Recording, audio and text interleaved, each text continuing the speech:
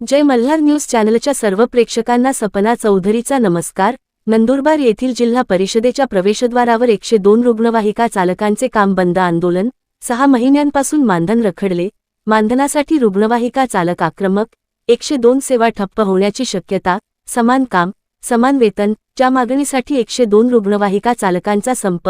रुग्णवाहिका चालकांच्या आंदोलनाचा आरोग्यसेवेवर परिणाम होण्याची शक्यता। गर्भवती महिलांसह रुग्णांची चिंता वाढली। नंदुरबार जिल्ह्यात आरोग्य व्यवस्थेला मोठा अडथळा निर्माण होणार आहे।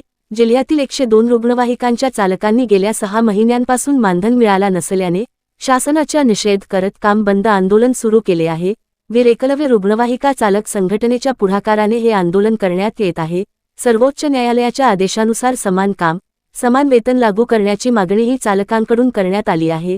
समान काम समान वेतनानुसार चालकांना 1900 रुपये देणे अपेक्षित असतानाही त्याची अंमलबजावणी होत नसल्याचा आरोप चालकांनी केला आहे। 24 तास सेवा देणाऱ्या या चालकांच्या आंदोलनामुळे आता 102 रुग्णवाहिका सेवा ठप्प होण्याची शक्यता आहे। विशेषतः गर्भवती महिला आणि इतर गरजू रुग्णांना तातडीची सेवा देणाऱ्या या रुग्णवाहिका बंद राहिल्यास जिल्ह्यातील आरोग्यसेवेवर त्याचा मोठा परिणाम होण्याची शक्यता आहे। 102 वाहन चालक संघटनेचे अध्यक्ष केदारनाथ गांगुर्डे यांनी सांगितले आहे। संघटनेचे उपाध्यक्ष भरत पाडवी सचिव दोनमदा पावरा यांच्यासह आंदोलनस्थळी उपस्थित होते। सपना चौधरी, जय मल्हार न्यूज, नंदुरबार। आमच्या मागण्या अशा आहेत, 6 महिन्यापासून कुठल्याही प्रकारचं पेमेंट नाही। दुसरी गोष्ट अशी, आजपर्यंत आम्हाला कुठलीच ऑर्डर दिलेली गेलेली नाही। आम्ही वारंवार तक्रार करूनही सीओ सरांना भेटलो, कलेक्टर मॅडमांना निवेदन दिलेलं आहे, तरी आजपर्यंत कुठल्याही प्रकारचं काही झालेलं नाही।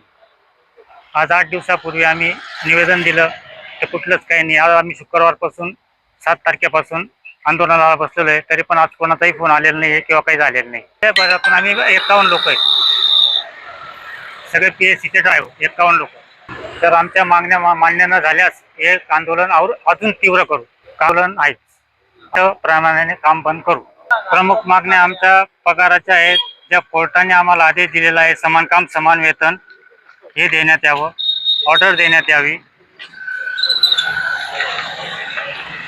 व अपघाती विमा, ओव्हरटाईम भत्ता हे सगळं हे करण्यात यावं आणि दिवसातून 8 किंवा 12 तासाची ड्युटी लावावी। एका PSCला कमीत कमी 2 ड्रायव्हर तरी असायला पाहिजे, ही आमची प्रमुख मागणी आहे।